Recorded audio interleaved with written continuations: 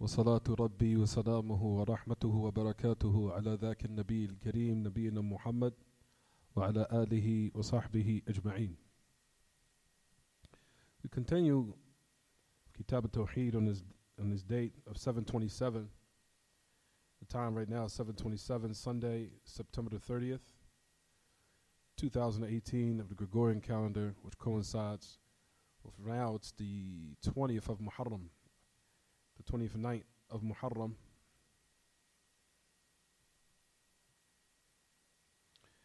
Excuse me. Yeah, the 20th night of Muharram, which agrees with 1440 للهجرة, the 1440 after the hijrah of Mustafa alayhi salatu wassalam.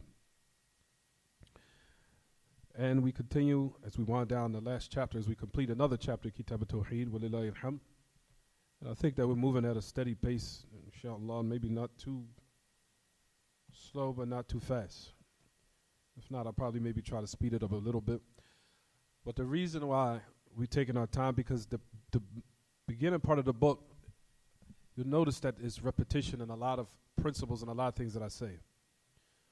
Once the principles set in your mind, then we could kind of move along a little bit more quickly in the book.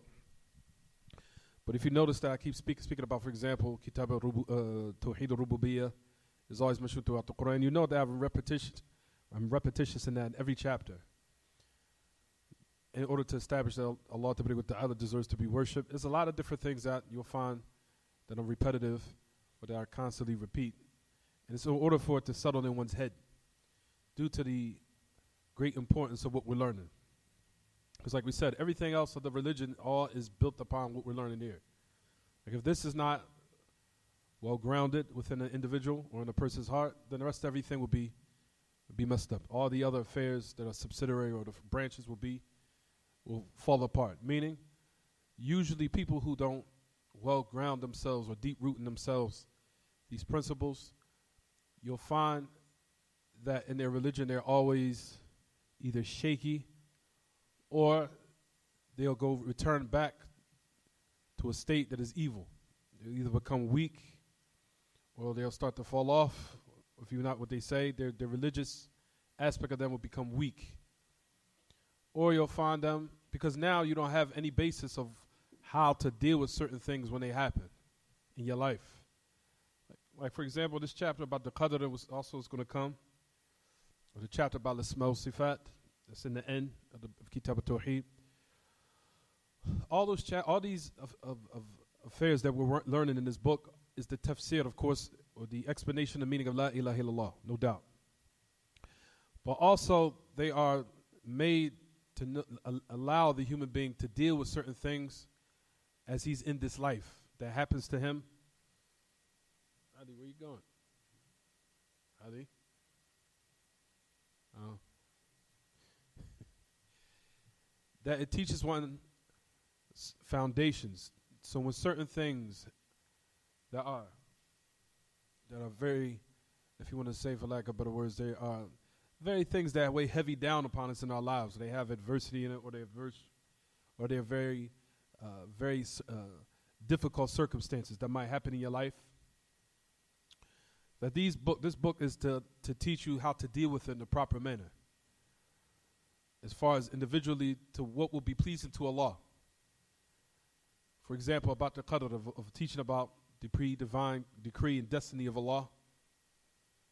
And something happens in your life that weighs heavy down upon you, whether it be physically, whether it be emotionally, whether it be mentally.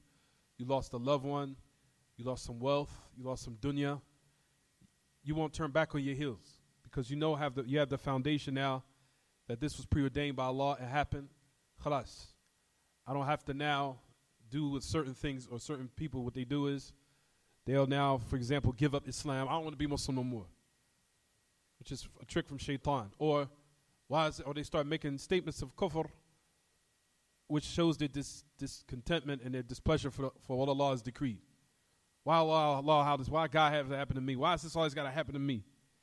So this book is to put everything and correct your foundation as far as in your belief system. So now, well, he was back there all that time. So now, is Caden back? Oh, there he is. So he was sitting right there, and I'm like, where did he go?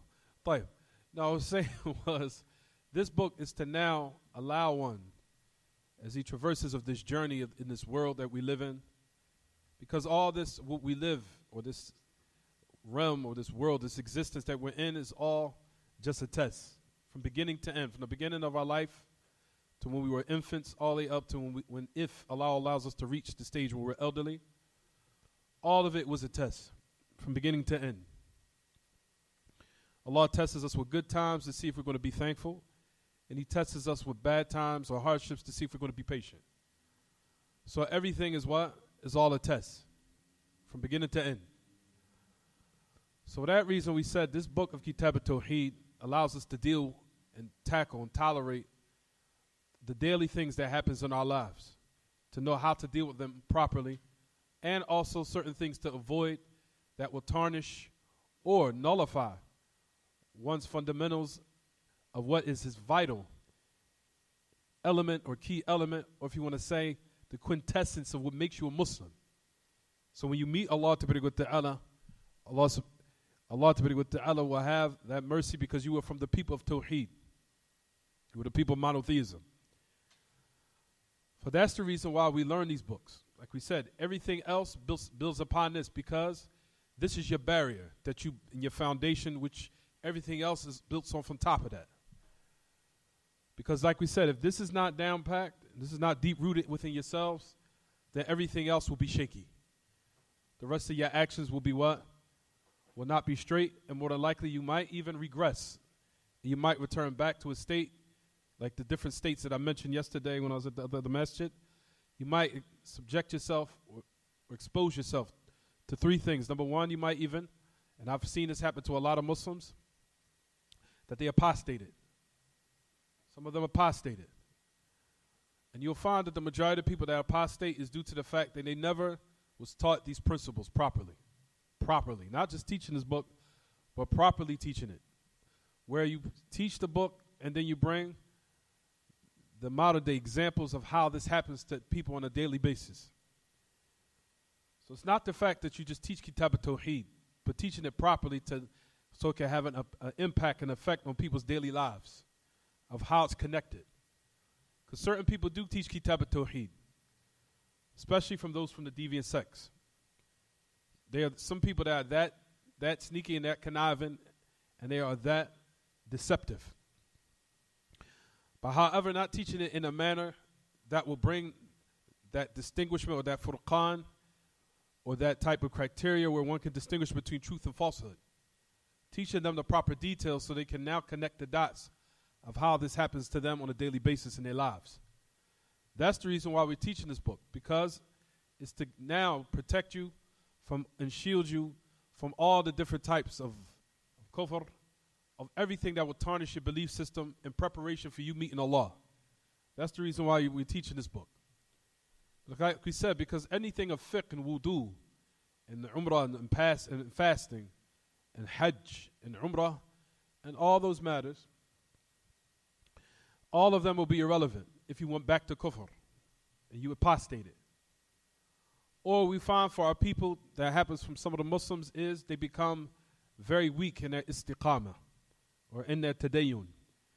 You'll find that the second category, what happens with a lot of people because of their lack of knowledge in these principles, is that they become extremely weak in their uprightness and in them being religious and their adherence to the commands of Allah and His Messenger. They become a weak Muslim in their religion.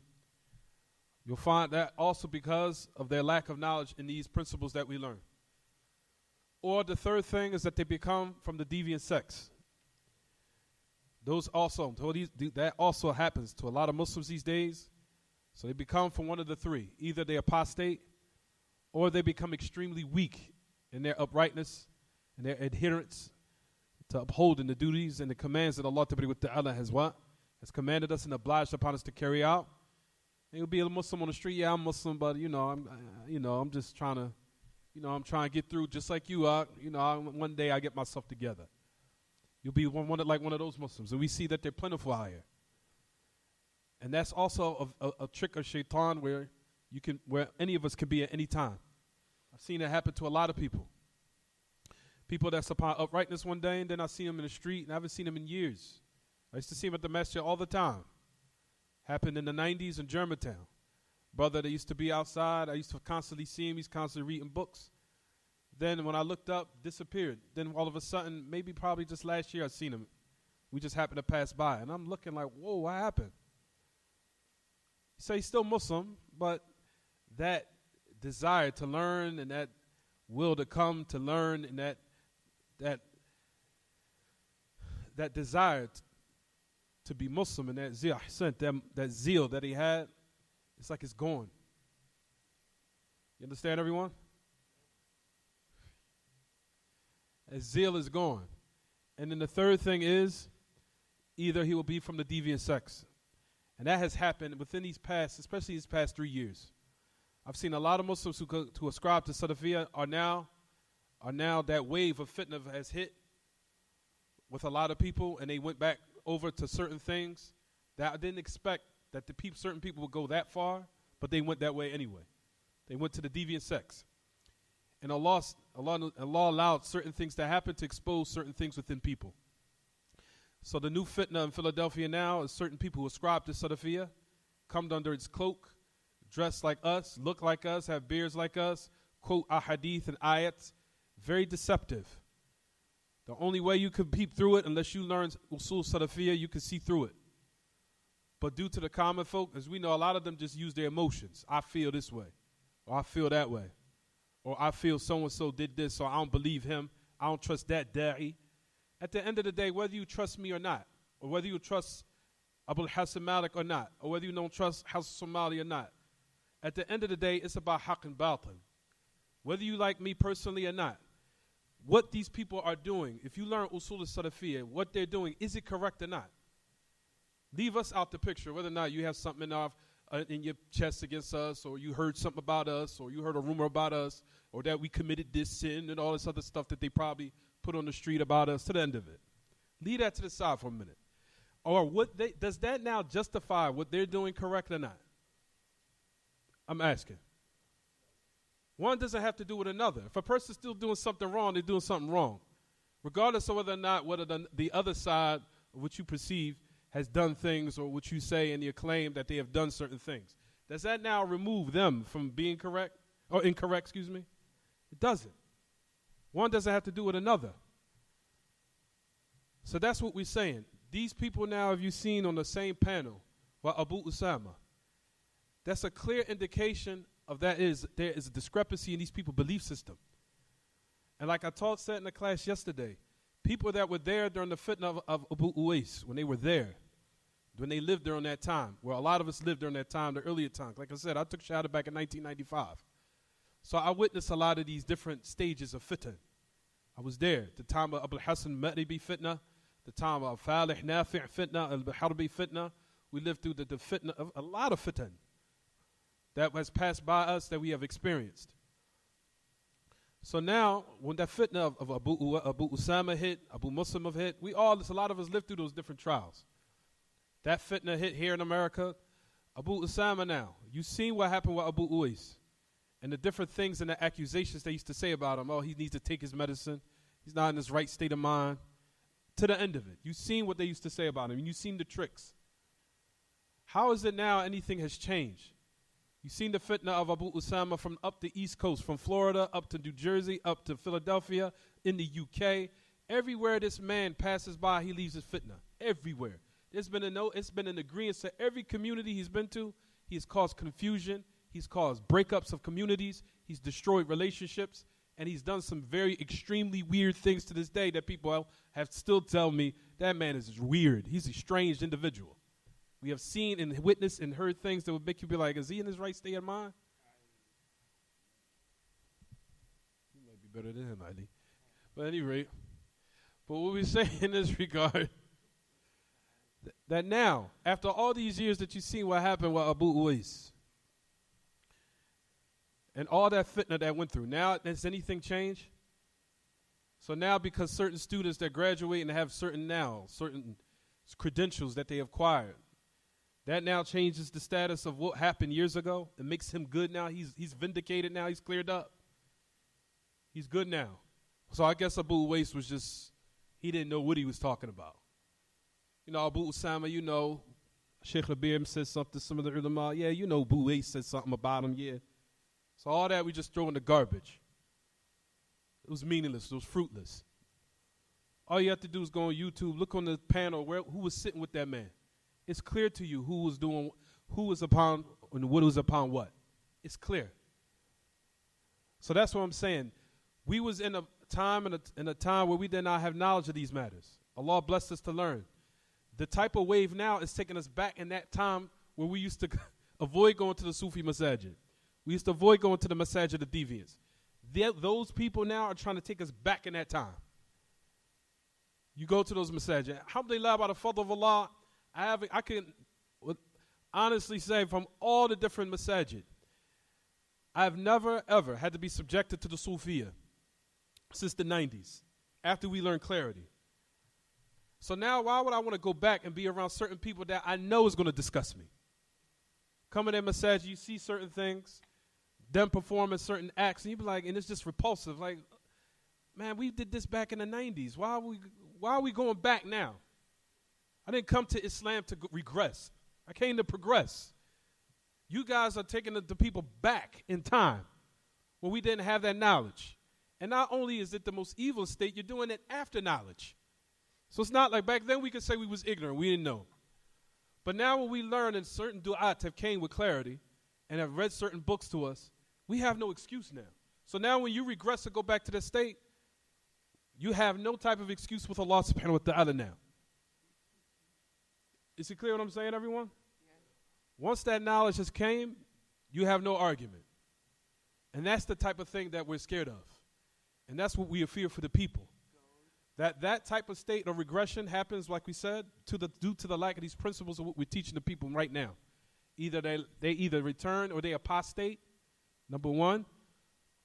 Or number two, like we said, they either become weak in their uprightness, or number three, they go to a deviant sect. And may Allah subhanahu wa ta'ala not allow us to return to any of those states. For verily, in the last part of the chapter, I might have to sit you somewhere. You're going to make me smile too much. In the last part of the chapter, we talked about the hadith. Well, first, we were talking about cursing one specifically, right, everyone? There's a question now we want to ask everyone. You'll find that Ahl Ilm say that it's permissible to now make this type of supplication of someone specific in the salah due to the fact that the Prophet ﷺ did it. And when he performed witr, when he performed the qunut, not the witr, qunut, when he came out and he raised after the last rak'ah, he bowed, then he came up, he started making dua against those three people at the time that weren't Muslim, from those Sahaba, before they were Muslim. When he specified, named their names, right, everyone? He named them names. You'll find that Ahl Ilm extract from this to say that this is permissible as far as the actual supplication of it. The supplication. Does it necessarily now have to be against someone? No. Meaning we could extract from this that a person can name someone making dua for them, even in qunut, for certain individuals. And that would not hinder or that would not nullify the salah. So a person might think, well, this you mean just for make dua against them? No, not necessarily. It also could be making dua for certain people. In the qunut, in certain circumstances, of course, and that would not affect the salah. I'll read quickly, even Shaykh Uthaymeen mentioned this. He said, when the Messenger of Allah, he said, وَهُمْ صَفْوَانَ بْنُ أُمَيَّةَ, we already talked about Safwan ibn Umayyah, وَسُهَيْلَ ibn Amr, وَعَمْرُ وَالْحَارِث ibn Hisham. He says, فَسَمَّاهُمْ بِأَسْمَائِهِمْ وَأَسْمَاءِ آبَائِهِمْ لكن هل هذا مشروع أو جائز? He says, of course, when he named their names, he named them by their name and the name of their fathers. Is this something that's legislated or permissible? The answer is said this is permissible. It's jaiz. It's permissible. He said even it was against them, of course, and naming them in the name. If there is a maslahah, this is a general ruling. If there is a maslahah, if there's a benefit in it. Just listen. He said, if there's a benefit in it, then the name of calling the person by their name is more befitting. For example, he says, وَلَوْ دَعَى إِنسَانُ لِأُنَاسِ مُعَيَّنِينَ فِي الصَّلَاةِ جَازِ. This is exactly what I just said. If the one now makes dua for certain specific people, I didn't say against, I said for certain people, in the salah, permissible. Is it clear what I'm saying? Jazz. He says, and that's not considered from outward speech in the salah, because we know normal speech in the prayer will what? Nullify it. We're talking about as far as in supplication, right, everyone? In supplication. Whether it be in sujood or whether it be in qunut or what have you. When a person makes qunut in certain instances. Now, if he was in a Muslim country, of course, you'll find that Ahl Ilm say that their person should avoid the qunut, especially making certain supplications against certain people or for certain people, except by the permission of the Wali al-Amr, except by the Muslim ruler, just to keep everything systematic and not everything be chaos or chaotic. But the initial hukam of it, is it permissible? We're just talking generally. Yes. Yes, based upon this particular hadith. That's from the fiqh that's extracted from this narration. He says, why? Because he said, دعاء مخاطبة الله تعالى ولا يدخل في عموم قوله إن هذه الصلاة لا يصح فيها شيء من كلام الناس. He said in this regard, is saying someone by their name, is it now considered from the regular normal speech of the prayer that will nullify it? He said no. Rather, we said this is dua, supplication. And we know supplication is one, speaking to Allah and asking Him for certain things, as far as in supplication we mean. And that does not enter inside the general prohibition where the Prophet ﷺ said that this prayer, nothing is befitting in it of the speech or regular speech or normal speech of people. Is it clear what I'm saying, everyone? Because we know normal speech in the prayer will what? Nullify. You just say, Allahu Akbar, Alhamdulillah. Yo, what's up with you today? Well, what's going on? Yo, everything. This happened during the time of the Sahaba. This happened. Not the actual speech of what I just said, but they said something else. And that's when the Messenger of Allah corrected them. That's when he said this hadith. He said, this prayer of ours, nothing is in it or nothing's befitting in it of the regular normal what? Speech of the people. Just to let them know that what? Normal speech, regular speech in the salat will what? Nullify. But if it's dua for a person in the times or the prescribed places where one can make supplication and they name the person by their name, it's not considered from that which will what? Nullify the prayer. Is it clear what I'm saying, everyone? Was it not clear?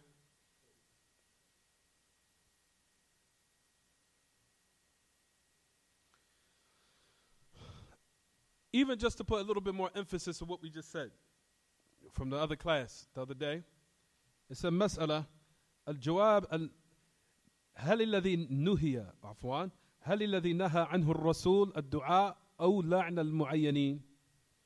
He says, didn't the Messenger of Allah صلى الله عليه وسلم of what he prohibited of dua, or for example cursing someone specifically. Now listen to what the Shaykh says. This is exactly what I mentioned the other day. He said what is prohibited is cursing the kuffar in the dua in a manner that is what? Specific. I'm saying it again. المنهي عنه هو لعن الكفار في الدعاء على وجه التعيين. What is prohibited is the cursing of non-Muslims in supplication in a manner which is specific. I said this, didn't I? And I gave some more details in this from last class, didn't I? You guys wasn't here, was it? Okay. He says, as for cursing them generally, meaning by description or generally, you can say either one. He said, no problem. And I gave the example. لعنة الله على الظالمين لعنة الله على الكاذبين لعنة الله على السارقين مثلا. May the curse of Allah be upon the oppressors. Or may the curse of Allah be upon the liars. May the curse of Allah be upon the one who steals. To the end of it. That's general. Hold on, Ali. That's general. Right, everyone? But that's not what? It's not specific. طيب. He says, قد ثبت عن أبي هريرة أنه كان يقنت ويلعن الكفار عموما. He says, as it comes upon Abu Hurairah, that he used to perform the qunut, and he would curse the kafara, curse the kuffar generally. And he said, there's no problem in that, upon the kafir, of which we just mentioned the different types of what? The different types of examples that we said generally.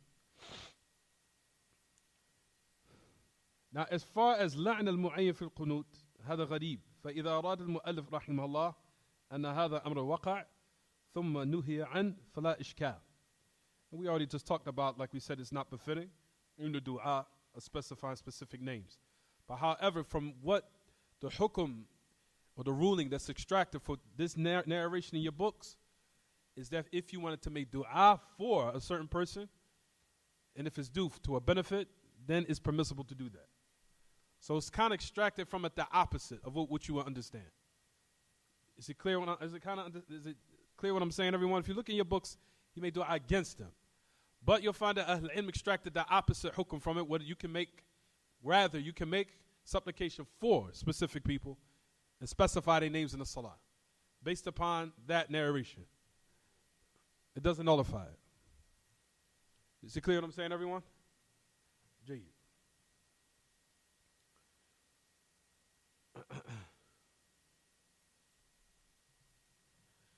Let's get to the next part because I wanted to finish up the chapter. The next one, or the last narration,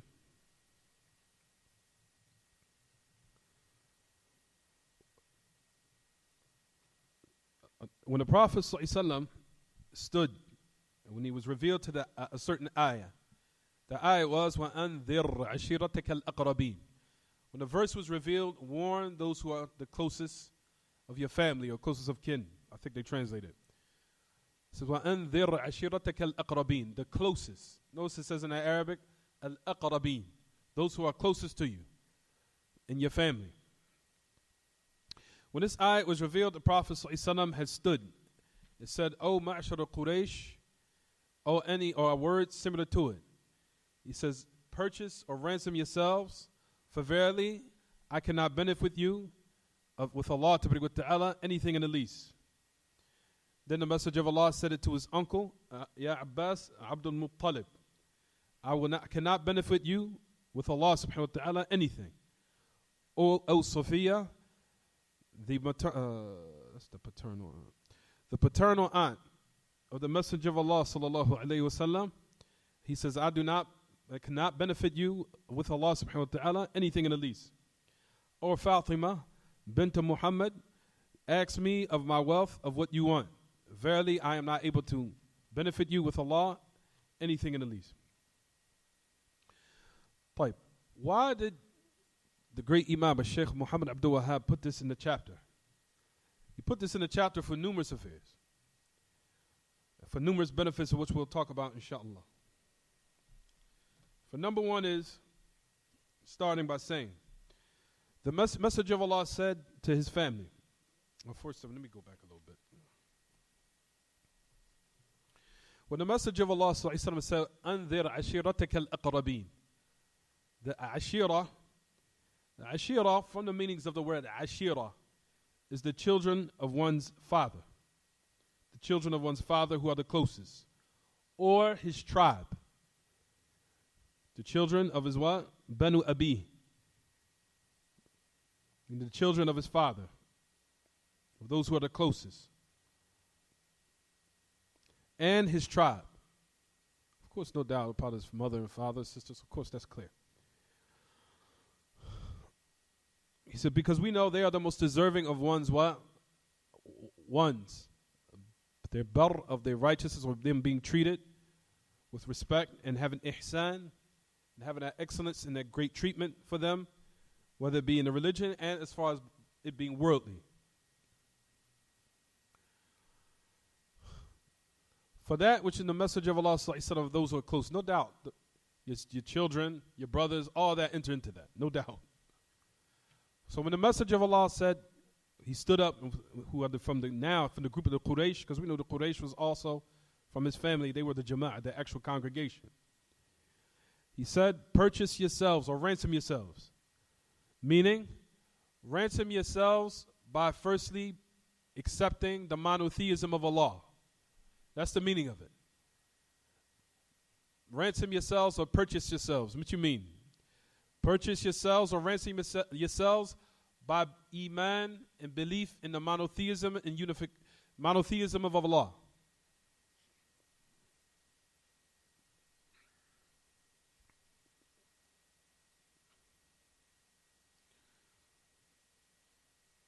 The belief in the monotheism of Allah, and of course by the righteous actions.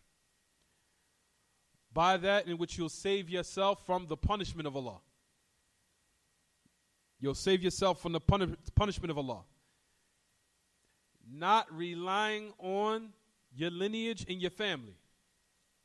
Not relying on your lineage or your background or your family that you come from.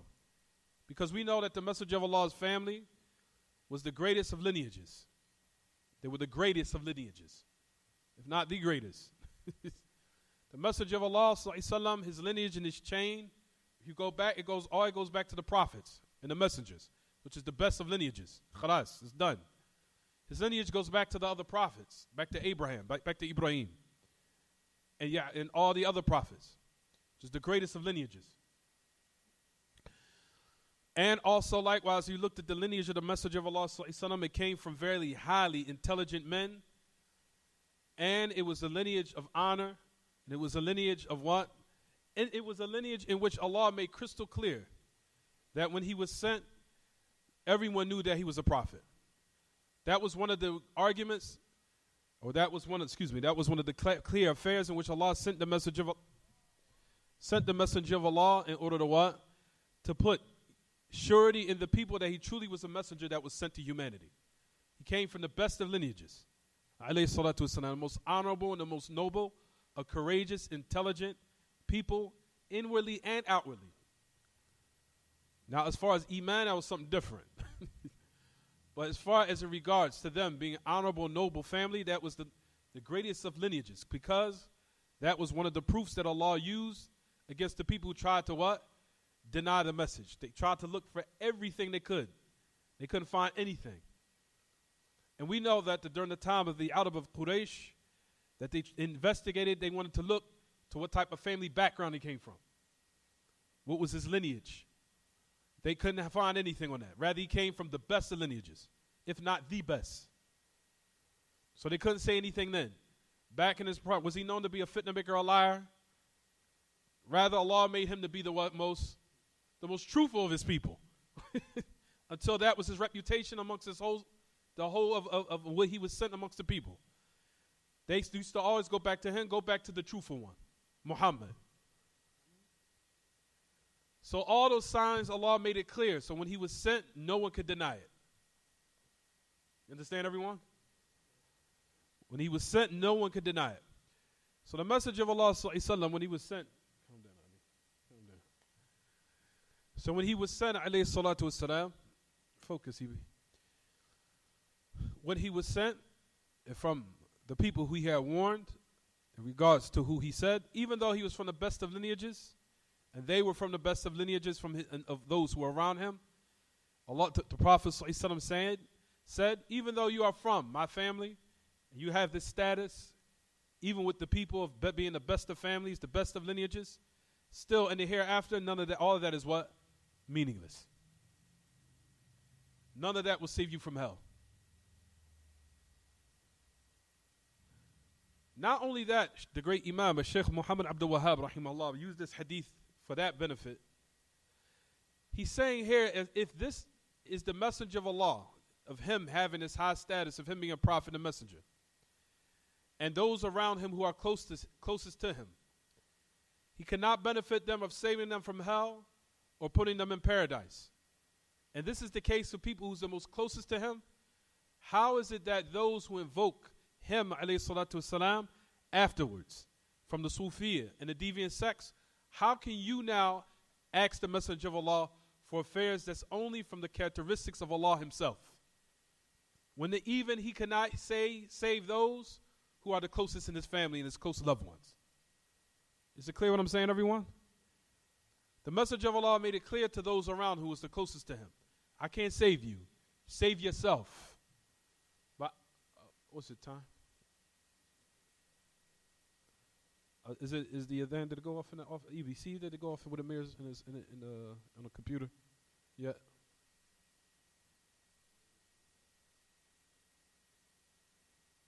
You did? تفضل. All right.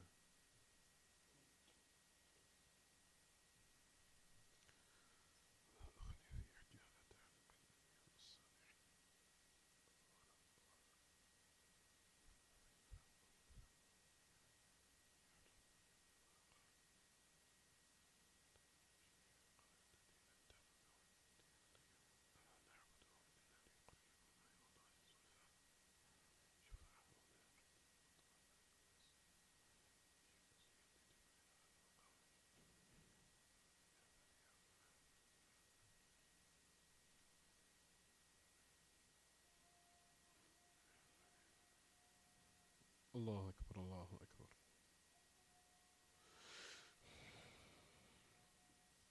Allahu Akbar, Allahu Akbar.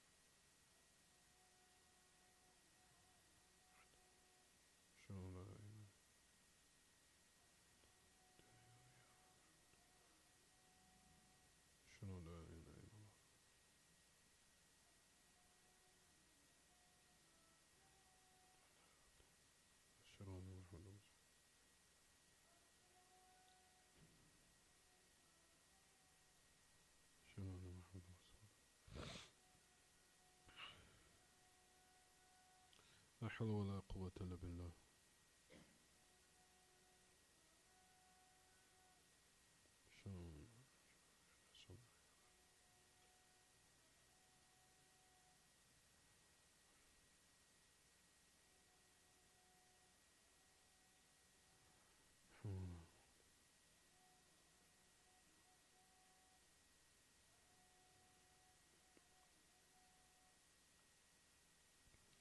اللهم رب هذه الدعوة التامة والصلاة القائمة آت محمد الوسيلة والفضيلة وبعث المقام محمود.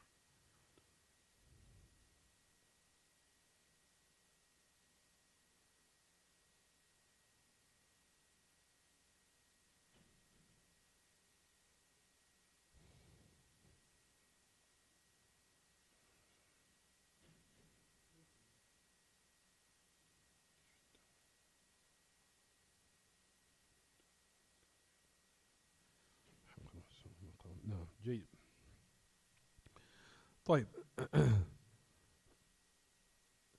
So when the Messenger of Allah ﷺ, when he mentioned his statement that did not benefit you with Allah subhanahu wa ta'ala anything in the least, as you'll find that the great Imam al-Shaykh Abdurrahman ibn Hassan Ali Shaykh rahimahullah, in this explanation of kitaab-attawheed, Fath al-Majid, he said, when the Prophet ﷺ made the statement, I cannot benefit you with Allah anything in the least. Keep in mind, like we said, all these were the closest, his close loved ones in his family.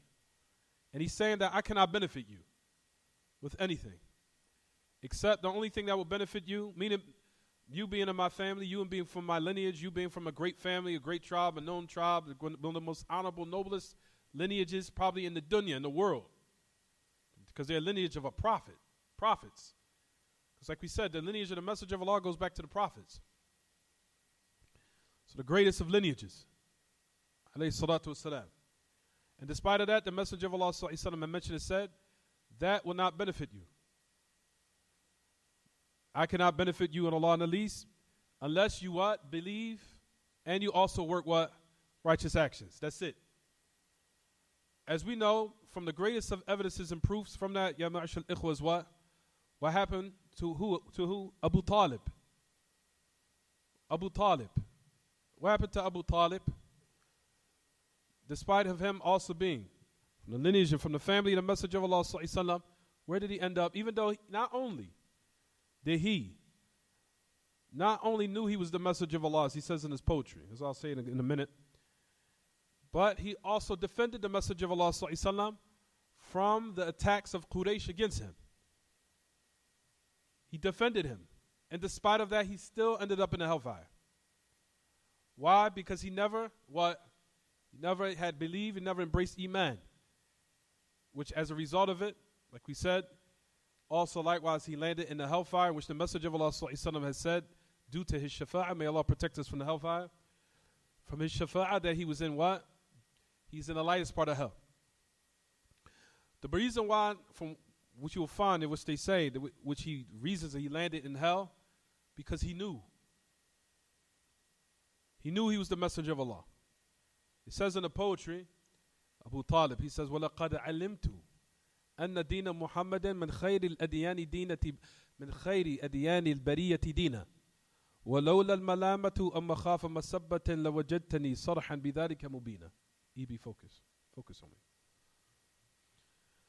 For the Prophet, where Abu Talib said in the poetry, that he said, indeed I know that the deen of Muhammad is من خير الأديان البرية دينا. Indeed I know. He said it truly. Indeed, I know that the religion of Muhammad is min khayri al-adyan al-bariyati dina. He says is the best of the religions and the best of upright as far as with the people and the creatures or the creation. He's basically saying the bariyah. As far as in the religions. Now listen to the reason why he rejected it. If it wasn't for the fact that my people would find me blameworthy, or that they would ridicule or insult me, meaning I want to hold on to what my forefathers were upon. If it wasn't for that reason, you would see me openly professing to it. So the fact of the Hamiyya Jahiliyyah, of pertaining to his blind fanaticism of what he had with the forefathers, meaning what they were practicing of idols and worship of idols, that was the thing that prohibited him or prevented him from what? Embracing the truth. The point of the matter of what I'm saying here is Abu Talib, what everyone? He knew the truth. He knew. So there wasn't any excuse. But however, that hamiyatun jahiliyyah, that ta'assub jahili, of that blind fanaticism, of holding on to the forefathers, overtook his insight. Which is to let you know how ta'assub of blind fanaticism, how it can affect a person's insight and his proper guidance. Where it could be a reason this person ended up in the hellfire forever. May Allah protect us. So that's what happened with Abu Talib. And despite of that, him being in the family of the Messenger of Allah, what happened, everyone? He still ended up in the hellfire. May Allah subhanahu wa ta'ala protect us. However, the Messenger of Allah said, هُوَ فِي ضَحْضَاحِ مِنَ النَّارِ عَلَيْهِ نَعْلَانِ يَغْلِي مِنْهُمَا دِمَاغُهُ. As the Prophet said about him, he says he's in the lightest part of hell. He says where he's wearing those two shoes in which his brain is boiling from. In which the Messenger of Allah had also mentioned and said, وَلَوْلَا شَفَاعَتِي لَكَانَ مِنْ أَسْفَلِ النَّاسِ فِي النَّارِ or فَكَانَ مِنْ دَرْكِ الْأَسْفَلِ مِنَ النَّارِ. The Prophet said, if it wasn't for my intercession for him specifically, he would have been in the lowest part of hell. Why? Because he knew. He knew, and he also defended the Messenger of Allah. So he knew. Everything was clear to him. Like we said, people were even becoming Muslim just looking at the Messenger of Allah. Not saying that he has some weird aura of light, what the Sufis would make, or some of the Christians would make like a picture of somebody, some sun around, like whereas the sun around them or something gleaming of light and all this other nonsense. No. But as far as the stature of how he looked, as far as the radius, as Imam At-Tirmidhi mentions in the Shama'il al-Muhammadiyah, how the Messenger of Allah, we know he was very handsome. And he had a stature of a man. He wasn't too tall, he wasn't too short. He was in the middle. Because Allah made everything clear of him being a messenger. As far as his physical appearance, as far as in his mannerism, as far as in his family background, his lineage, everything. Allah made it clear as the sun in the sky. So certain people, when they looked at him, they knew that he was what? He knew he was a person that was truthful, and he knew that he was a prophet sent to humanity. So all those things Abu Talib witnessed. He knew that he came from the best of lineage. He knew physically. He knew from the Hujjaj, even before he was Muslim, that he was known to be what? Given the statement, or given the characteristic of being the most truthful one amongst his people. That is all clear as the sun. How can it get more clear than that? That a person before they were sent, they were known as the most truthful of everyone in the whole society that he came from. Allah made that all as a setup to make it clear so when the message came, no one can deny it. Is it clear what I'm saying, everyone? So when the message of Allah when he came, alayhi salatu wasalam, even though he mentioned this in the hadith, he says, La ughni ankum min Allahi shay'a. So when the message of Allah has said that to this people, what did it mean? This is what Shaykh Abdurrahman ibn Hasan al-Shaykh, what he says. He says, فيه حجة على من تعلق على الأنبياء الصالحين ورغب إليهم ليشفعوا له وينفعوه أو يدفعوا عنه فإن ذلك هو الشرك الذي حرمه الله. He says, when the Prophet ﷺ said, I cannot benefit you anything in the least, and this is the proof and evidence against those who try to connect themselves with the prophets and the righteous people, or human beings, and those who desire to them, meaning of worship, that they intercede for them, or benefit them, or remove from them some type of what? Harm in their lives. Focus, Kate Camden, focus. I need you to focus. Yeah, I look at people's eye movements, and I look at everybody's movements. Even though you know I'm not looking at you, but I am.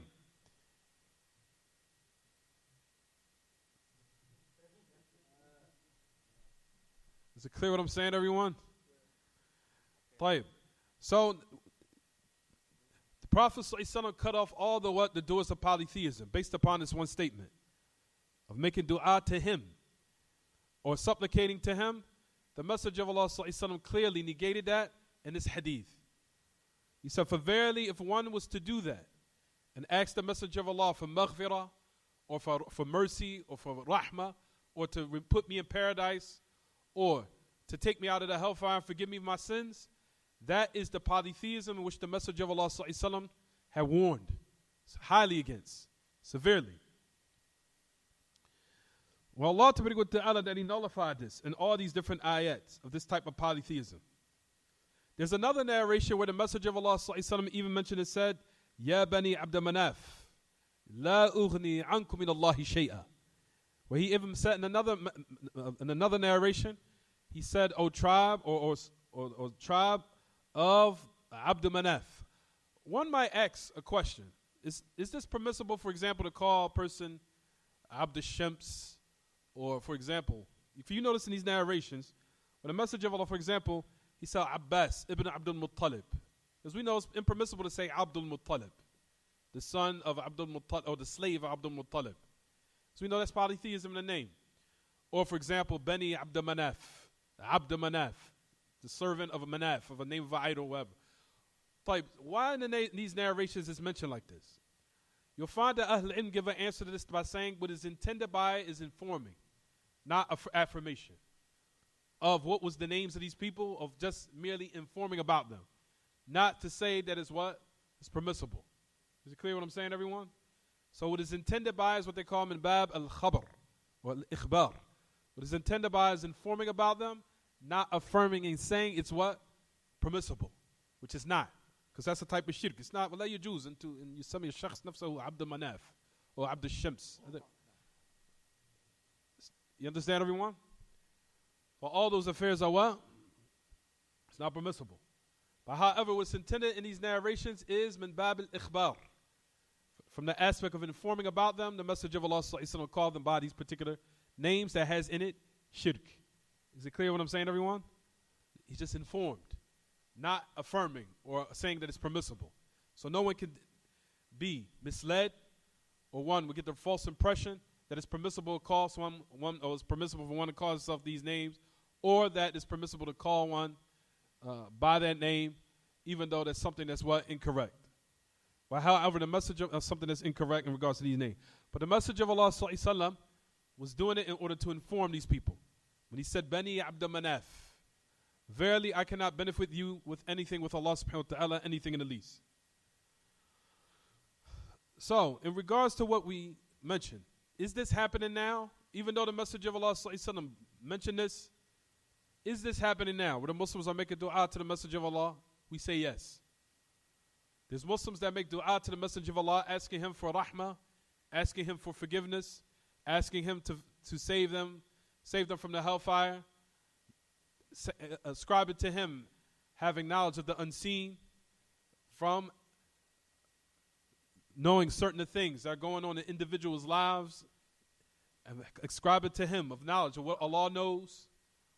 All these affairs in which the Messenger of Allah prohibited, you'll find that certain Muslims are doing it. And we mentioned at the head of those who call to this type of conviction and this type of ideologies is Hamzah Yusuf, like we talked about, where he tells his followers to memorize, like we said, the poetry of Al-Burda by Al-Busayri, which is considered abiyat shirkiyya, mali'a bi-shirk.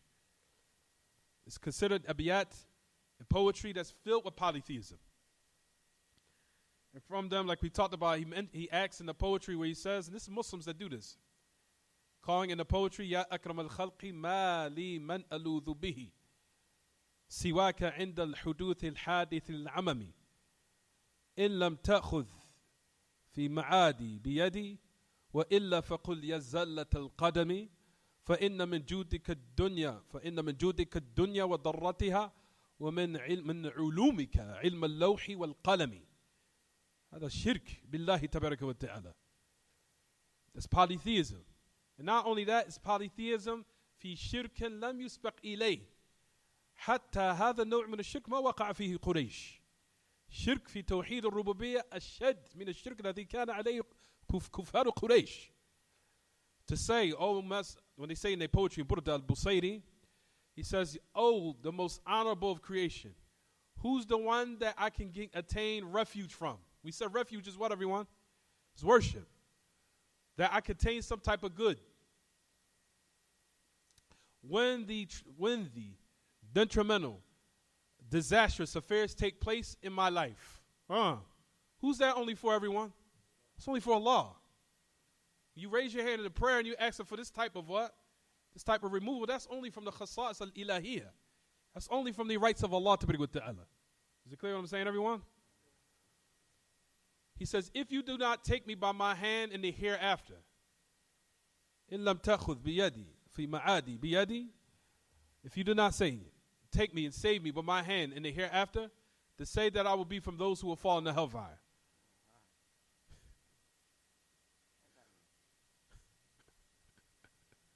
For verily from your jude, he said, for verily from your generosity, فَإِنَّ مِن جُودِكَ الدُّنْيَا وَضَرَّتِهَا, from your generosity, what takes place in my life, of this world, and from the harms of it.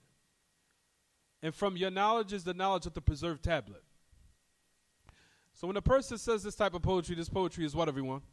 This is the polytheism which the Messenger of Allah came and prohibited. And you'll find that the Muslims, not only their callers are telling them to do it, they're calling them to it, they're telling them to memorize it, like they memorize their names. And this is what's taking place in a lot of different places. And that's to clearly show of what's going on with the Muslims and how far they have what? Left off. I'm about to tell Ali because people keep focusing on Ali. Everybody knows Ali's situation, so don't try to focus on him. Everyone, is it clear what I'm saying, everyone? Just focus on me. Really, Ali? Focus on you too? All right. Is it clear what I'm saying, everyone? So that's the reason why this hadith was what? Mentioned in the chapter. So is it clear why the great Imam, you'll find the fiqh of why he put this in kitaab-attawheed. Why? Because the Messenger of Allah cannot benefit those who are the closest amongst some of his own loved ones. So what about people who are underneath his loved ones? Mimman huwa ab'ad. Those who are furthest away from his what? From his own relatives. Could he even help? Can he help them? Absolutely not. Even though they were the closest of lineage and his closest of what? As far as them being from his kinship, his family relatives, and from the high lineage that they came from and background he came from. The Messenger of Allah told them, if you do not believe in the message and you don't work al-a'mal al-salihah, the lineage that you want to rely on has no benefit to you. Has no benefit whatsoever. So those who are from him after his family are all the more reason that he cannot benefit any of them except by embracing what the Messenger of Allah came with of the correct message and also work in accordance to that of the righteous actions. Is it clear what I'm saying, everyone? طيب. بقي تقريبا 3 دقائق ثم بعد ذلك ننهي الدرس. طيب نقرأ المسائل. تقريبا بقي 3 دقائق ثم بعد ذلك نتوقف. طيب, we'll take the first مسألة. So now let's get into the matters, everyone. فيه مسائل. الأولى, the first مسألة is what, everyone? The tafsir of what? الآيتين. الآيتين. تفسير الآيتين. Which is what, everyone? أيشركون ما لا يخلق شيئا وهم يخلقون ولا يستطيعون لهم نصرا ولا أنفسهم ينصرون. طيب. The ayah which we just explained, the first one, which is what, everyone? The ayah which is Surah Al-A'raf. Right, everyone? We said the tafsir of it, which we talked about khalq. And those who we invoke besides him, they cannot own anything, even not even that qitmir. We talked about that, alhamdulillah. What's the second one that's written in your books? Can you read it for me, Ali? That Ali.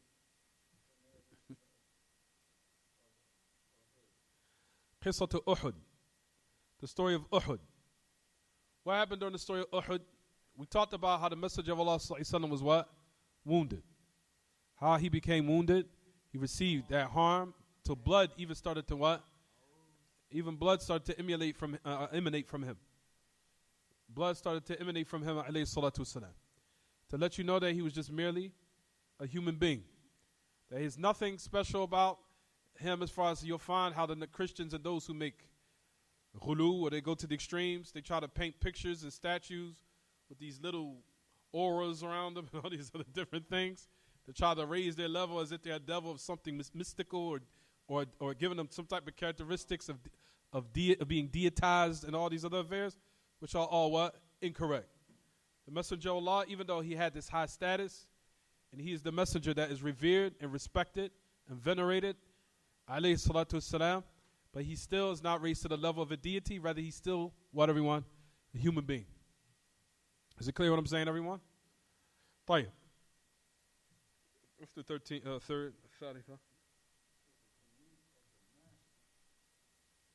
Yeah, Sayyid, they translate it as master.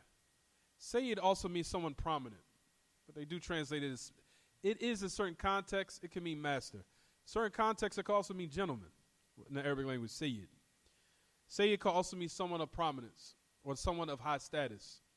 It has different meanings, but that translation is a little bad as far as in English, the master. You could say the most prominent or the head of the messengers. Just to correct that in your books. All right, stay with me, Ali. Is it clear what I'm saying? Most prominent of the messengers, or the heads. Head of the prophets and the messengers. Sayyidul Mursaleen.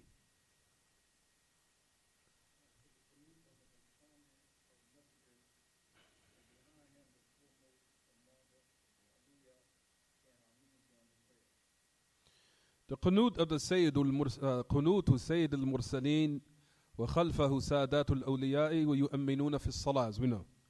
طيب, the qunut of what? Of the head of the messengers. And behind him was what? Sadat al-awliya, and they were saying Ameen when he was making dua. So that's all that's extracted is then when they said what? Ameen. He said Ameen. طيب, الرابعة, what's the fourth?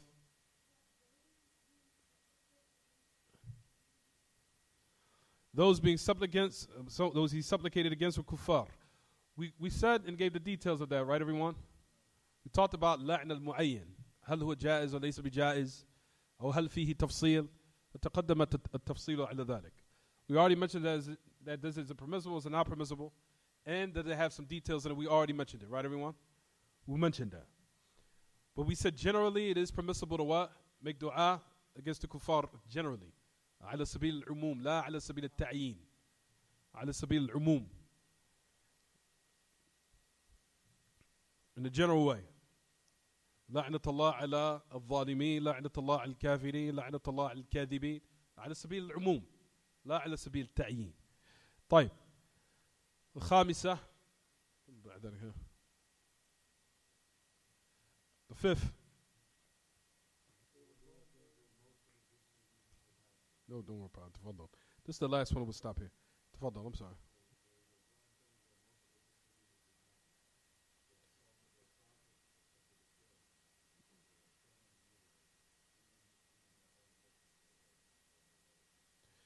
He says, أنهم, the reason why they said that the Messenger of Allah had cursed them, he says, أنهم فعلوا أشياء ما فعلها غالب الكفار أنهم فعلوا أشياء ما فعلها غالب الكفار منها شجهم نبيهم وحرصهم على قتله ومنها التمثيل بالقتلى مع أنهم بنو عمهم, to the end of it. He said that they did things that not even the majority of the kuffar didn't do. He said from them they wound their own prophet. They caused some major harm. And also they had that ardent desire to want to kill him. And they also mutilated their dead. The people who were killed in the battles, in certain instances, you'll find that the kuffar had mutilated them. Not only just killed them, they mutilated them. In a very disrespectful and a very demeaning and disrespectful manner. And this is what caused the Messenger of Allah to what? To pray, make dua against them.